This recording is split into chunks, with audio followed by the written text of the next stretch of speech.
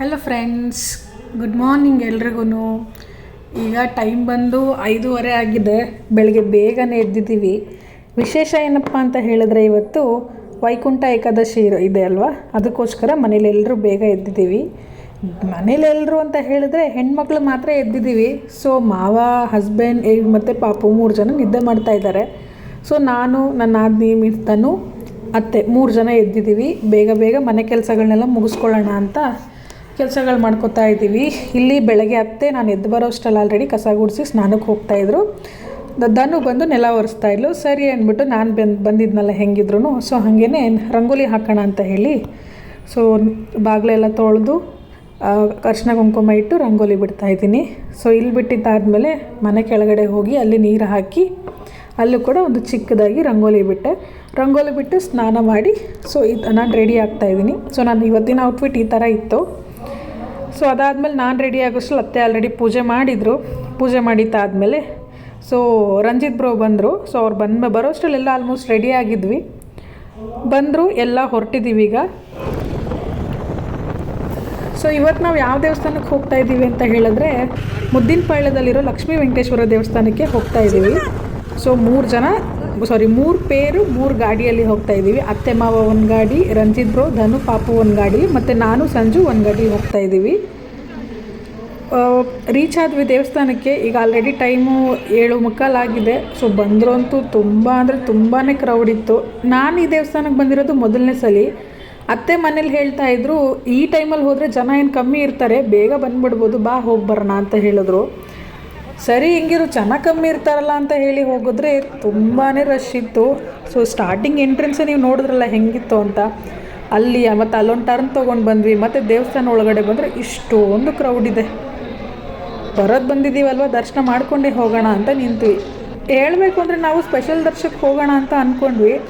But ಅಲ್ಲಿ ಒಂದು ಟಿಕೆಟ್ಗೆ 300 ರುಪೀಸು, ಮತ್ತು ಬರೀ 4 ಜನ ಹೋಗೋಕ್ಕಾಗೋದಂತೆ. ಅಂದರೆ ಗಂಡ ಹೆಂಡತಿ 2 ಮಕ್ಕಳು ಅಷ್ಟೇ ಅಂತ ಹೋಗೋಕ್ಕಾಗೋದು. ಬಟ್ ನಾವಿಲ್ಲಿ ನಮ್ಮ ಪಾಪುನ ಸೇರಿಕೊಂಡು 7 ಜನ ಇದ್ದೀವಿ, ಹೆಂಗೆ ಹೋಗೋಕ್ಕಾಗುತ್ತೆ ಅಲ್ವಾ. ಸೊ ಬೇಡ ಅಂತ ಹೇಳಿ ಧರ್ಮದರ್ಶನದಲ್ಲೇ ಬಂದ್ವಿ. ಫೈನಲಿ ಎಂಟ್ರೆನ್ಸಿಗೆ ರೀಚ್ ಆದ್ವಿ. ನೋಡಿ, ತುಂಬ ಚೆನ್ನಾಗಿ ಅಲಂಕಾರ ಮಾಡಿದ್ದಾರಲ್ಲ, ನನಗಂತೂ ತುಂಬಾ ಇಷ್ಟ ಆಯಿತು. ಮೊದಲನೇ ಟೈಮ್ ಬಂದಿದ್ದೀವಿ. ಸೊ ವೈಕುಂಠ ಏಕಾದಶಿ ದಿವಸ ವೆಂಕಟೇಶ್ವರ ಸ್ವಾಮಿನ ದರ್ಶನ ಮಾಡಿದ್ದು ನನಗಂತೂ ತುಂಬಾ ಖುಷಿ ಆಯಿತು. ಮತ್ತು ಅಲ್ಲಿ ಅಕ್ಕಪಕ್ಕ ಸುಮಾರು ದೇವಸ್ಥಾನಗಳಿತ್ತು, ಅಂದರೆ ದೇವ್ರುಗಳಿತ್ತು. ರಾಮ, ಲಕ್ಷ್ಮಣ, ಸೀತೆ, ಈಶ್ವರ, ಗಣೇಶ, ಲಕ್ಷ್ಮೀ ನರಸಿಂಹಸ್ವಾಮಿ, ಹೀಗೆ ತುಂಬ ದೇವ್ರುಗಳಿತ್ತು. ಸೊ ಎಲ್ಲನೂ ನೋಡ್ಕೊಂಡು ಬರ್ತಾಯಿದ್ದೀವಿ. ಸೊ ಇದು ತುಂಬ ಚೆನ್ನಾಗಿ ಕಾಣಿಸ್ತಿದೆ ಅಲ್ಲ ನಾಮದ್ದು. ನನಗಂತೂ ತುಂಬ ಇಷ್ಟ ಆಯ್ತು. ತಿರುಪತಿಲಿರೋ ಥರನೇ ಇದೆ ಅಲ್ವಾ.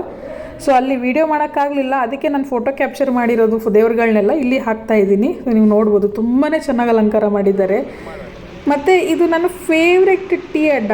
ಟೀ ಅಂದರೆ ನಾನಿಲ್ಲಿ ಗ್ರೀನ್ ಟೀ ಲೆಮನ್ ಟೀ ಕುಡಿತೀನಿ. ಇದು ಎಲ್ಲಪ್ಪ ಅಂತ ಹೇಳಿದ್ರೆ ಟೀ ಮಾಸ್ಟರ್ ಅಂತ ಹೇಳಿ. ಸೊ ನೀವು ಸುಂಕದಕಟ್ಟೆಯಲ್ಲಿ ಬರಬೇಕಾದ್ರೆ ನಿಮಗೆ ಆದೀಶ್ವರ್ ಸಿಗುತ್ತೆ ಅಲ್ವಾ, ಜನಪ್ರಿಯ ಅಪಾರ್ಟ್ಮೆಂಟ್ ಹತ್ರ. ಸೊ ಅಲ್ಲಿ ಎದುರುಗಡೆನೇ ಇದೆ. ಸೊ ಇಲ್ಲಿ ಯಾರೇ ಬಂದ್ರೂ ಒಂದು ಸಲ ಈ ಟೀನ ಕುಡ್ಕೊಂಡೋಗಿ, ತುಂಬಾ ಚೆನ್ನಾಗಿರುತ್ತೆ ಟೇಸ್ಟು. ಸೊ ನಾನು ಮನೆಗೆ ಬಂದು ರೆಡಿಯಾಗಿ ಆಫೀಸಿಗೆ ಬಂದು ಬೇಗ ಕೆಲಸಗಳು ಮುಗಿಸ್ತಾ ಇದ್ದೀನಿ. ಸೊ ಬೇಗ ಕೆಲಸ ಮುಗಿಸಿ ರಂಜಿತ್ ಬ್ರೋ ಇದ್ದಾರಲ್ಲ, ಇವತ್ತು ಸಂಜೆ ನಾವು ಅವ್ರ ಊರಿಗೆ ಹೋಗ್ತಾ ಇದ್ದೀವಿ. ವಿಶೇಷ ಏನಪ್ಪ ಅಂತ ಹೇಳಿದ್ರೆ, ಅವ್ರ ಫ್ಯಾಮಿಲಿ ಸೇರಿಕೊಂಡು ದೇವಸ್ಥಾನದಲ್ಲಿ ದೇವ್ರ ಮೆರವಣಿಗೆ ಮಾಡಿಸ್ತಾ ಇದ್ದಾರೆ ವೈಕುಂಠ ಏಕಾದಶಿ ಪ್ರಯುಕ್ತ. ಅದಕ್ಕೋಸ್ಕರ ಬೇಗ ಹೊರಡಬೇಕಾಗಿತ್ತು 5:30 ಅಷ್ಟರಲ್ಲಿ. ಸೊ ನಾನು ಕೆಲಸ ಮುಗಿಸಿ ಮನೆಗೆ ಹೋಗಬೇಕಾಗಿತ್ತು. ಅದಕ್ಕೆ ಬೇಗ ಕೆಲಸ ಮುಗಿಸಿ ಮನೆಗೆ ಹೋದ್ಮೇಲೆ ರೆಡಿಯಾಗಿ ಈಗ ಅವ್ರ ಫ್ಯಾಮಿಲಿ ನಾವು ಎಲ್ಲರೂ ಹೊರಟಿದ್ದೀವಿ. ಆಲ್ರೆಡಿ ನಾವು ಮನೆ ಬಿಡೋದಕ್ಕೇ 5:45 6 ಗಂಟೆ ಆಗಿತ್ತು. ನಿಮಗೆ ಗೊತ್ತಲ್ಲ ನೆಲಮಂಗಲ ಟೋಲಲ್ಲಿ ಎಷ್ಟು ರಶ್ ಇರುತ್ತೆ ಅಂತ. ಸೊ ಹಾಗೆ ತುಂಬ ರಶ್ ಇತ್ತು. ಫೈನಲಿ ನಾವು ಅವ್ರ ಊರಿಗೆ ರೀಚ್ ಆದ್ವಿ. ಅವ್ರ ಊರೇ ಯಾವುದಪ್ಪ ಅಂತ ಹೇಳಿದ್ರೆ, ಕುಣಿಗಲ್ ಹತ್ರ ಬಾಗೇನಹಳ್ಳಿ ಇದೆಯಲ್ಲ, ಸೊ ಅದೇ ಅವ್ರ ಊರು. ಸೊ ಊರಿಗೆ ನಾವು ಬರೋಸಲ್ಲ ಆಲ್ರೆಡಿ ಜಾತ್ರೆ ಮೀನ್ಸ್ ಪೂಜೆ ಸ್ಟಾರ್ಟ್ ಆಗಿಬಿಟ್ಟಿತ್ತು. ಸೊ ಇನ್ನೇನು ಮಾಡೋದು ಅಂತ ಹೇಳಿ ಹಾಗೆ ಬಂದ್ವಿ. ಮನೆ ಮುಂದೆ ಎಲ್ಲ ದೀಪ ಹಚ್ಚಬೇಕು ಅಂತ ನಾವು ಅಂದ್ಕೊಂಡಿದ್ವಿ. ಬಟ್ ನಾವು ಬರೋಷ್ಟರಲ್ಲಿ ತುಂಬ ಲೇಟಾಗಿ ಹೋಗಿತ್ತು. ಆಲ್ರೆಡಿ ದೀಪ ಎಲ್ಲ ಹಚ್ಬಿಟ್ಟಿದ್ರು. ಆಮೇಲೆ ಒಳಗಡೆ ಹೋಗಿ ದೇವ್ರ ದರ್ಶನ ಮಾಡ್ಕೊಂಡು ಬಂದ್ವಿ. ಸೊ ಅದನ್ನೆಲ್ಲ ನಾನು ವೀಡಿಯೋ ಮಾಡೋಕ್ಕಾಗಲಿಲ್ಲ, ದರ್ಶನಕ್ಕೆ ಹೋಗೋದನ್ನು. ಸೊ ಇದೆಲ್ಲ ಮುಗ್ದಾದ್ಮೇಲೆ ಫೈನಲಾಗಿ ನಿಮಗೆ ನಾನು ಫೋಟೋಸ್ ಹಾಕ್ತೀನಿ, ದೇವ್ರು ಹೆಂಗಿತ್ತು, ಯಾವ ಥರ ಅಲಂಕಾರ ಮಾಡಿದರು ಅಂತ. ಸೊ ದೇವ್ರ ಮೆರವಣಿಗೆ ನಡೀತಾ ಇದೆ. ಇಲ್ಲಿ ಯಾಕೆ ಈ ಲೇಡೀಸ್ ಎಲ್ಲ ಕೂತಿದ್ದಾರೆ ಅಂತ ನಾನು ನಿಮಗೆ ಈ ವಿಡಿಯೋಸ್ ಎಲ್ಲ ನೋಡಿದ್ಮೇಲೆ ಲಾಸ್ಟಲ್ಲಿ ಹೇಳ್ತೀನಿ, ಓಕೆನಾ. ಈಗ ದೇವ್ರನ್ನ ನೋಡ್ಕೊಂಡು ಎಂಜಾಯ್ ಮಾಡಿ. ತುಂಬಾ ಚೆನ್ನಾಗಿದೆ, ಚೆನ್ನಾಗಿ ಅಲಂಕಾರ ಮಾಡಿದರು. ಚೆನ್ನಾಗಿ ದರ್ಶನ ಕೂಡ ಆಯಿತು ನಮಗೂ. ದೇವ್ರನ್ನ ನೋಡಿ ಎಷ್ಟು ಚೆನ್ನಾಗಿ ಕಾಣಿಸ್ತಾ ಇದ್ದಾರಲ್ಲ. ಸೊ ಇದನ್ನೆಲ್ಲ ಕಂಪ್ಲೀಟ್ ನೋಡ್ಕೊಂಡು ಬನ್ನಿ. ನೆಕ್ಸ್ಟ್ ಏನು ಅದು ಯಾಕೆ ಕೂತಿದ್ದಾರೆ ಅದನ್ನು ಹೇಳ್ತೀನಿ, ಓಕೆನಾ?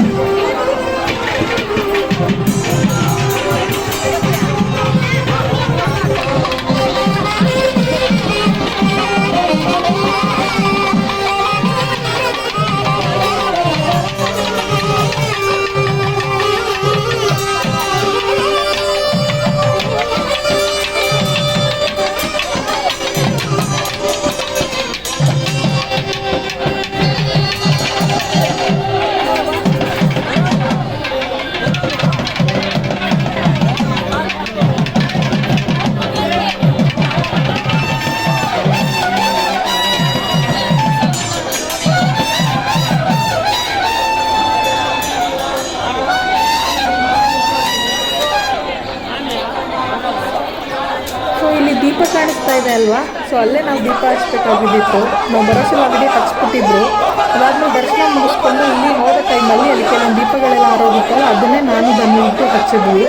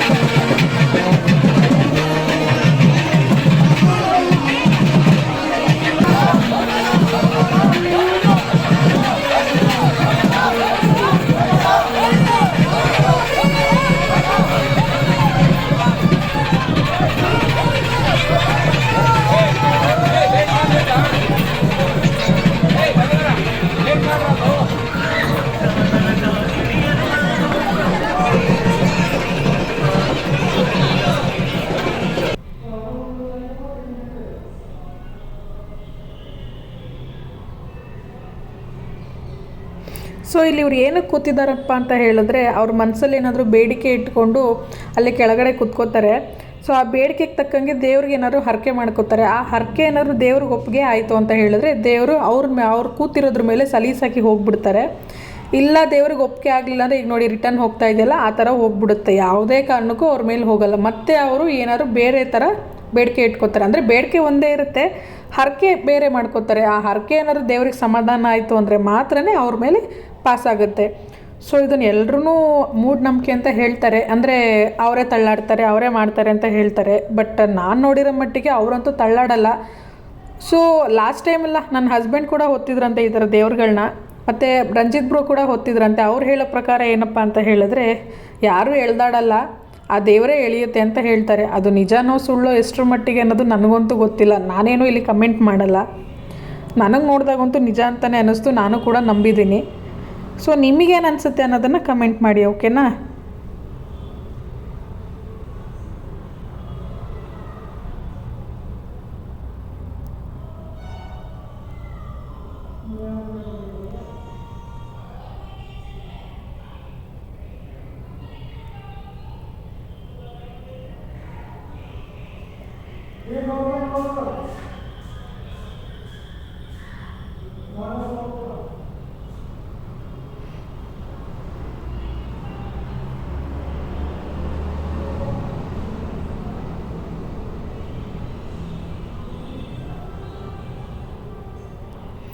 ಸೊ ಇದೆಲ್ಲ ಮುಗಿಸ್ಕೊಂಡಿದ್ದಾದಮೇಲೆ ದೇವ್ರ ಫೋಟೋಸ್ಗಳನ್ನ ಆ್ಯಡ್ ಮಾಡಿದ್ದೀನಿ, ಯಾಕಂದರೆ ನಿಮಗಾಗಲೇ ತೋರಿಸ್ಲಿಲ್ಲ ಅಲ್ವಾ. ಸೊ ಆ ಫೋಟೋಸ್ ಆ್ಯಡ್ ಮಾಡಿದ್ದೀನಿ. ಮತ್ತು ನಾನು ದೀಪ ಹಚ್ಚೋದು, ಧನು ಹಚ್ಚಿದ್ದೆಲ್ಲ ನಾವು ವೀಡಿಯೋ ಮಾಡೋಕ್ಕಾಗಲಿಲ್ಲ.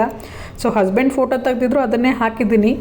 ಇದಾದಮೇಲೆ ಊಟ ಮಾಡಿದ್ವಿ. ಊಟ ಮಾಡಾದ್ಮೇಲೆ ಅಲ್ಲೇ ಹತ್ತಿರದಲ್ಲಿರೋ ಮಾರಮ್ಮ ದೇವಸ್ಥಾನಕ್ಕೆ ಹೋಗಿದ್ವಿ. ಅಲ್ಲಿ ಕೂಡ ಪೂಜೆ ಮಾಡ್ಕೊಂಡು ಬಂದ್ವಿ. ಪೂಜೆ ಮಾಡೋ ಟೈಮಲ್ಲಿ ಒಂದೆರಡು ಫೋಟೋಸ್ ತೆಗೆಸ್ಕೊಂಡಿದ್ವು, ಅದನ್ನು ಕೂಡ ಇಲ್ಲಿ ಆ್ಯಡ್ ಮಾಡಿದ್ದೀನಿ. ಸೊ ಇನ್ನೇನು ಹೊರಟಿದ್ದೀವಿ ನಾವು. ಪಾಪು ಆಲ್ರೆಡಿ ಕೂತಿದ್ದಾಳೆ. ಸೊ ನೋಡಿ ಅವಳ ಆಟ ಹೆಂಗಿರುತ್ತೆ ಅಂತ. ಟಾಟಾ ಓಯ್ ಟಾಟಾ ಮಾಡ್ಬಿಡು. ಬಾಯ್ ಟಾಟಾ. ಸಾಕು. ಸೊ ಈಗ ಆಲ್ರೆಡಿ ಟೈಮ್ 10:30 ಆಗಿದೆ. ಎಲ್ಲ ಮುಗಿಸ್ಕೊಂಡು ಈಗ ಮನೆ ಕಡೆ ಹೊರಟಿದ್ದೀವಿ. ಸೊ ನಾವು ಮನೆಗೆ ರೀಚ್ ಆಗೋಕ್ಕಂತೂ 12:30 12:45 ಆಗೋಗಿತ್ತು. ಸೊ ಇಷ್ಟೇ ಗೈಸ್ ಇವತ್ತಿನ ವೀಡಿಯೋನ ನಾನು